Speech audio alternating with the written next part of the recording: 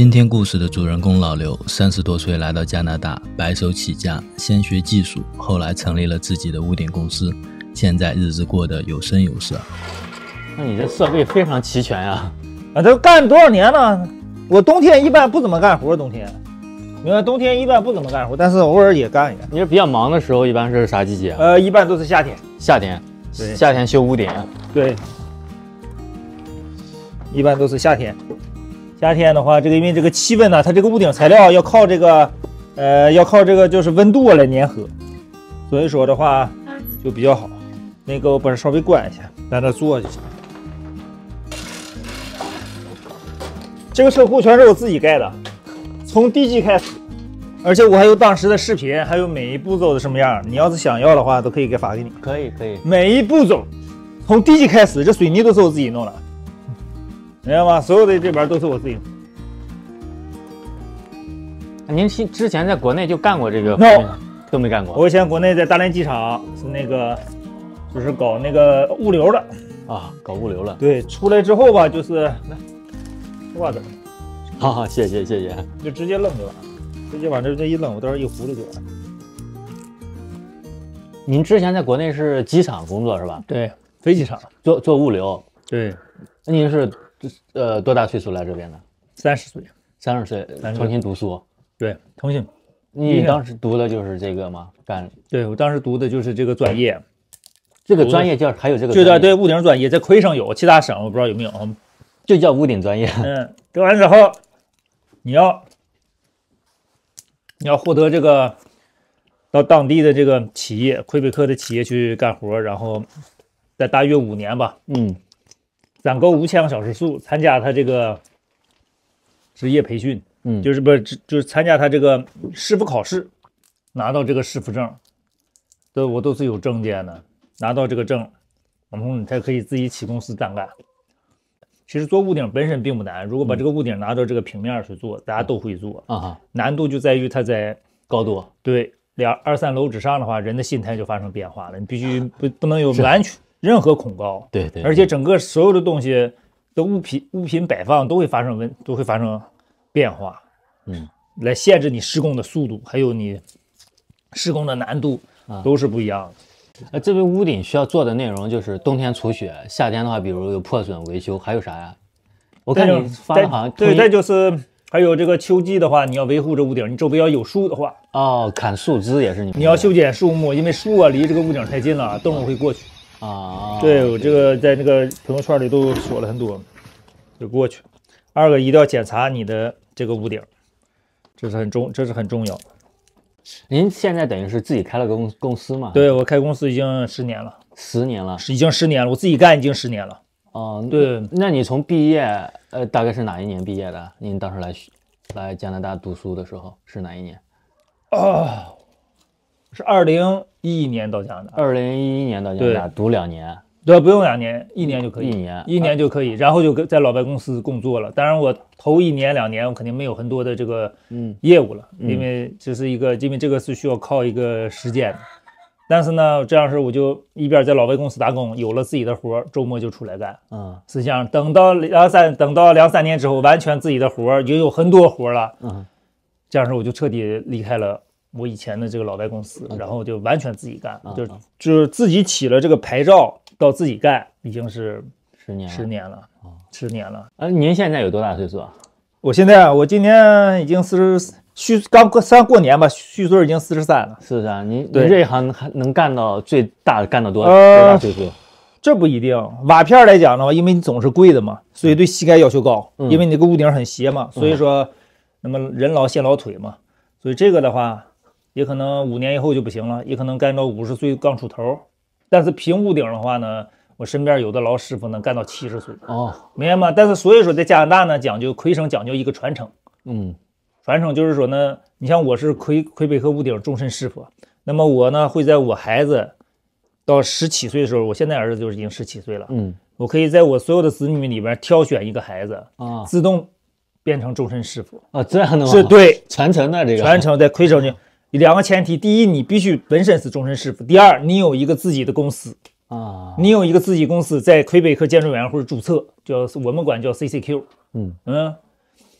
叫那个Commission Construction du Québec，所以我们简写叫 CCQ。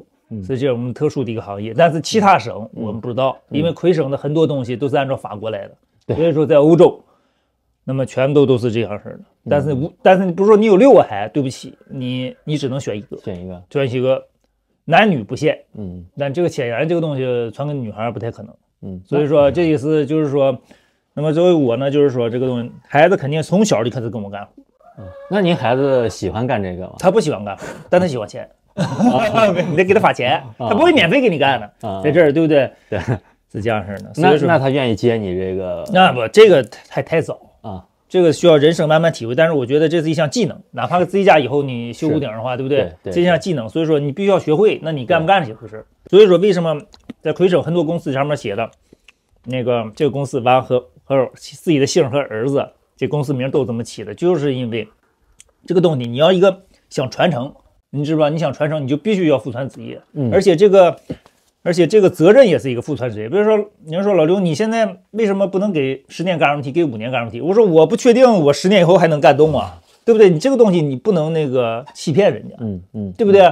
那么，但是如果说家里有人能接你这个摊儿，那你这个就长远了，你懂我意思吗？所以说，咱中国以前说这个父债子还，在这个魁北克的这个建筑行业，那就是淋漓尽致的这个体现出来了。对，明白吗？而且呢，在魁北克有一点，这种就是说70%的建筑公司人数是少于10人的，一半的建筑公司呢，公司是小于5人的。就是说它这个建筑公司啊，有大建筑公司，但是大部分建筑公司，尤其在居民里边，它这个体量非常小。但这些公司呢，为什么一直有这么多年有这个存活的空间呢？主要还是这个传承。而且呢，我们这个公司呢，地域性比较强，就是说，比如说这个公司在西岛，它就一般不上北面或者是南岸去工作，这是一个方面。对，有特点。还有的话就是客户群体，你像我的客户群体就是中国人，老外基本不做一年可能有1个老外、2个老外，那是因为他的房屋顶跟中国人连在了一起你不得不做他。那您来加拿大怎么会想着干这一行？也不是想来的干这一行，因为我吧来加拿大以后呢，就给人搬家。那个来的时候正5月份嘛，来人搬家之后呢，我就想这个东西怎么能尽快的提高这个生活质量？因为我是个3线城市，就是东北3线城市嘛，对不对？父母都是工业阶层，没钱嘛，对不对？来了也就带着几千加币来。那你说有了孩子，那当时孩子才3岁嘛，你租房住，你怎么尽快的提高家庭质量？我就看嘛，就道边有这个建筑工人在那个修路，我就说我能不能来干这个活？他说你不行，你没证。我说怎么能有这个证呢？他说你上学校去。我就上网搜了个学校，离家最近的建筑学校，当然在这个也不在蒙特利尔，在拉瓦了，我就去了。去了之后我就说我要学习，他说木工啊、电工你得考试，每年9月份开班。那现在已经不是，那是10多年前了。我说那哪个学校哪个专业能马上念？他说这个屋顶马上就可以念。下星期就来上课，我说那就这个了，那就来吧，就这么简单，所以就是对随机了。木工、钻工我全都学过，明白吗？啊，你之前说你每年冬天都要去学，对，那种是什么？就是 training， 就是那个魁北克的那个职业培训啊，但是很多免费的，但是很多人呢我是这样式，我学不完，我明年冬天回去接着学，有的学校允许，有的专业允许。但是学习啊有一个问题，就是说你要放弃失业金。我认识很多一些魁北克的朋友，我不知道其他的省 ，OK，比如说你干的是机械性工作，像我们干木工或者是屋顶工，你夏天干活，冬天失业，他给你季节性失业金，没有任何理由。这么好？对，不是这么好，他给你季节性失业金，这也是当时我选择这个职业的原因。为什么咱都是独生子，那么父母都在国内？我要天天上班的话，昨天和昨天中，我哪有时间回国？我当时选择职业还想到父母，就是说我能夏天干活，冬天陪伴父母，明白吗？但是后来发现呢，这个冬天呢，这个有个失业金，那么我想那人也挺不错，就这个失业金。但是呢，魁北克这个失业金呢，我也不知道，也不是说魁北克，我不知道其他省啊，还是那句话，就是说呢，要求呢，第一，你领着失业金呢，每个星期要报到，就在网上报到，他要求2点，第一点，你必须不能离开加拿大，你要离开加拿大，比如说你度假，你要报告，明白吗？第2点，失业金只给那些时刻能准备干活的人，也就是说你上学了，他也不会给你，所以说，你看我虽然说念了这么多第一批，每年都回去念书，是学校是免费的，但是我放弃了失业金，就是说我没领到1分钱，我只领过1次失业金。来加拿大这么长时间，你看我干了这么多年屋顶，我只领了1次失业金，1年失业金。按月发还是按年发？它按星期发。一星期多少钱？那不一定，根据你以前的工资的70%。哦，之前对，比如说你以前每个星期挣1000块钱，那么呢，他给你700。那也不错呀。对呀，你也不错，但是他给到一个限度，季节性业他不是说按照你累计了多少算，他比如说给到明年的4月份，啪嚓就砍了，因为你这个行业就可以开始干活了。明白。那您现在法语基本是交流没问题了？我的对，因为我以前雅思也比较好，考的是6.5嘛。因为我以前最早想去澳大利亚，那后来来到魁北克之后就学这个法语，你没有办法，你必须得学这个法语啊。所以说现在英语忘得差不多了，明白吗？因为尤其这个建筑业，它必须说法语啊，明白吗？尤其这个建筑业必须，但是我这个法语啊，也没说去上学怎么着，就是完全在工地里摸爬滚打出来的啊。你就没读过书，全是在工作中学？对，可能学了3个月吧。学了3个月法语吧，对不对？可以说那头一个专业念书念的那非常痛苦，老师讲什么听不懂。那好在这个魁省的这个职业教育是，怎么讲？是30%的理论，70%的那个实践，这个就很重要。你一实践就啥明白，咱中国人很聪明，而且老师吧他知道你不可能干完活每天去写报告去，所以说你只要会说，老师有的时候都口述，你口述老师可以帮你写。那当时就是非常感谢这些，就是魁北克这个社会还是很让你融合的。没有，你像你在欧洲吧，这些移民，咱中国人过去了，你根本就涉及不到这个建筑行业。没有，这开个出租车都得是爷爷辈了，爸爸辈就开出租车，他有资格开出租车，明白？就是很扎堆的这个华人的行业，就欧洲你能看出他这个做建筑的基本没有华人。但这儿的话还是很 open 的，就是你想进老外公司去做这个行业，只要你有了证，你想干，你就可以进去。当然你的体力，对不对？你的跟老外的要求是一样的，他不是因为你是中国人，他就要求降低，完全是一个标准，无论你是黑人白人。这也都是你自己修的呀？对，这带手自己修，这个游泳池不是，这不让我自己修，但是水泥还不我自己修，水泥圈。这车库全我自己造。老刘从白手起家，语言不通，到现在有了自己的公司，日子过得蒸蒸日上，可以看得出他很满意现在的生活。如果你也想尝试改变一下人生的轨迹，那么机会来了。我现在在做蒙特利尔几所技工学校的招生工作，感兴趣的朋友欢迎咨询。那您这个行业的这个大概收入情况，就比如您做学徒的时候收入大概这个是这样，是在魁北克其他省还是那句话，其他省我不知道。在魁北克呢，就是有个固定的，就是你挣多少钱，你说的不算，老板说的也不算，谁说的算？政府说的算啊。比如说我毕业了，我是学徒第1年，我学徒第1年的工资就是23，每小时23。对，我学徒第2年的工资就是26，明白吗？我到了师傅，那么就是37。我再做到顶级一个 master， 那我可以挣到最多是50多，但是这就是极限了，而且这是不分男女的。你哪怕没干活，那个人天天在那干活，但是你发工资的时候，他就必须把这些钱给你。但是你真正拿到手，只能是拿到60%，因为其他的都被扣税了。这里还有工会的费用，对，还有这个医疗保险的费用。对。那您说从学徒到什么师傅到 master， 这中间是有工作时间？有工作时间的小时数的累积，每一个工种的小时数累积不一样。你像那个屋顶吧是5000个小时，你要像水工吧、电工吧，那都得8000、1万个小时。你这小时数怎么计算？有谁给你计时吗？当然有这个计时了。你为什么说这个挣多少钱是？政府说了算，那么这个我刚才讲到的 CCQ 就是魁北克建筑委员会 Commission Constitution du Québec CCQ 我们管。那么它呢，你所有的小时数，比如说你今天在这个工地，那这个工地是个商业的，是个新房，是居民，他在那注册的，他在那注册。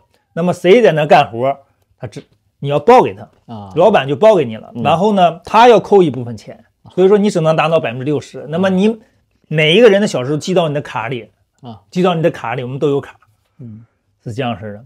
那么作为雇主呢，你可以给员工报，我也可以给我自己报。每个月都得报，是一个系统。那个东西罚款是很贵的。你要是忘了的话，罚款是很贵的。那你现在自己干了，也是需要给他们交？那一样需要报小时数，都必须的没有都必须的。而且吧，这个魁北克规定就是在魁北克，比如说魁北克首府是魁北克城，我在蒙特利尔，那么魁北克城有工作，那么我在蒙特利尔的人能不能去干呢？答案是不能的啊。在魁北克内部也分为好几个7、8个区域，这区域之间的工人，就是建筑工人是不能来回运作的啊，明白吗？原因很简单，比如说给你打个比方，钻工，我学过钻工嘛，钻工举例特别明显，魁北克最远的那个北岸就是看鲸鱼那个地方，对不对？那是祈祷市嘛，首府贝克摩这个地方。那么呢，他们那个钻工呢，一年呢只能工作4到5个月，明白吗？但是呢，在蒙特利尔，钻工一年能工作9到10个月。在砌砖嘛，因为跟水泥需要有温度嘛，对不对？这个泥浆，那你想想，那么那边人的这个干这个活的养老保险和医疗保险，他就需要一个更多的一个累积，人家扣的钱会更多，这样式你才会有一个来过冬啦，或者是你退休的一个保障。那么跟在蒙特利尔扣的这个比例就不一样，那是气候它有这个限制，因为魁北克毕竟还是很大嘛，对不对？相当于咱东三省那么大了，虽然人比较少。那就说打个比喻，所以说他从各个方面他都不允许这个工人在不同区域之间来说，这个抓到都是罚款的。我曾经在一个上河的一个同事到我这个 team 来干活，在那个蒙特利尔都被抓，我不允许，第2天就不许来了。有工会监督的是吧？对，有工会监督 ，CCQ 也来，就是那个魁北克建筑委员会会有专门的检查人员来。专门的检查，这也是防止恶性竞争的一种。对，它也是防止恶性竞争，这是魁省的一个特点。魁北克应该是整个北美唯一有建筑工会的地方，就非常社会主义啊。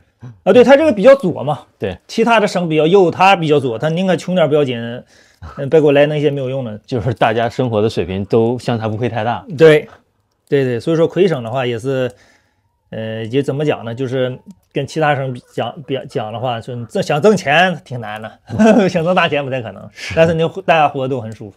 那你觉得，如果国内年轻人过来想从事你这个行业，你有什么建议吗？从国内年轻人啊，对，能吃苦。我不管啊，我觉得就是不管你是博士还是硕士，来了加拿大不能吃苦，你什么都不是。对不对？首先得能不能吃苦？那大太阳晒的，对吧？我这个用过很多中国人，这么多年，为什么在我手下没有一个人出图？他干不下去啊！那大太阳晒的，早上7点就开工，因为30度，屋顶上都40-50度，一晒一天，能坚持住吗？是，对不对？这很重要。二个，你得持之以恒就干着。有些时候干1个月、2个月，我就自己出去干，那肯定不行，对不对？你得有个4-5年一个累积，对不对？有人说了，你一辈子想干好一件事，真的很难呐。就是说，有些人干活啊，就是为了糊口，明白吗？那就是说，那你就纯是为了糊口干这一件事的话，我觉得那你这个幸福指数就不高了。即使你挣到了钱，而且你的这个子女能感受到，明白吗？子女能感受到。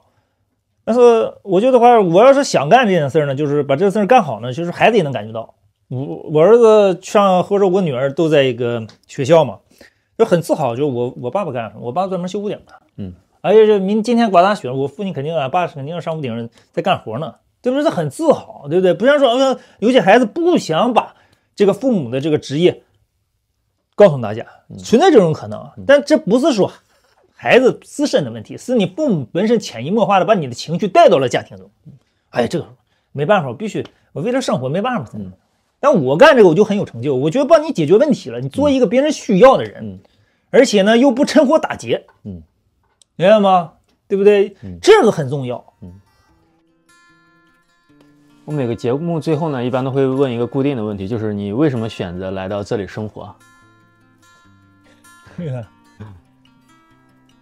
怎么讲呢？就是因为我吧很简单，就是因为独生子女嘛，独生子女后来结婚又找了个独生子女，2个都是独生子女，结果呢被4个老人管，我这实在受不了了。咱说句实话，但是出国以后呢才知道才想念父母，对不对？才经常回去看。但那个时候吧，就是说完全确实想自己出来走一走，看一看，然后就是一个很机缘巧合的机会吧，也不是机缘巧合，就是说正好赶上这魁北克这技术移民呢，那时候特别快，那么我从申请到了香港面试，到拿到这个加拿大政府给的这个 visa 这个签证呢，总共用了10个月时间，就10个月时间，所以说快的简直惊人，连我自己都没准备好，明白吗？就有时候就是这股劲儿吧，就出来了。出来之后，反正就抱着一个过来当民工的心态吧。因为我来的时候没有带西装，没有带皮鞋，就带着机床胶鞋，戴着手套和护腰就来干活了，对不对？因为我觉得到哪里，其实这个移民呢，就跟这个军队征兵一样，他不需要将军，他需要的全是炮灰，全都是往前冲的士兵。所以他要求你年轻，所以说我还说年轻你就是资本。学习你会不会什么不要紧，关键你的学习能力很重要。你来了加拿大之后，你能多快的学到你需要的技能，这个很重要。你问问自己。而且呢，就是说这个地方就是说年轻就是资本，就是干活，不能吃苦，那是肯定不行的。那您未来还有什么规划吗？有什么还想做的、想达成的目标？就是坚持，还是那句话，坚持干一件事呗，努力的去做下去，对不对？不以白手之心嘛。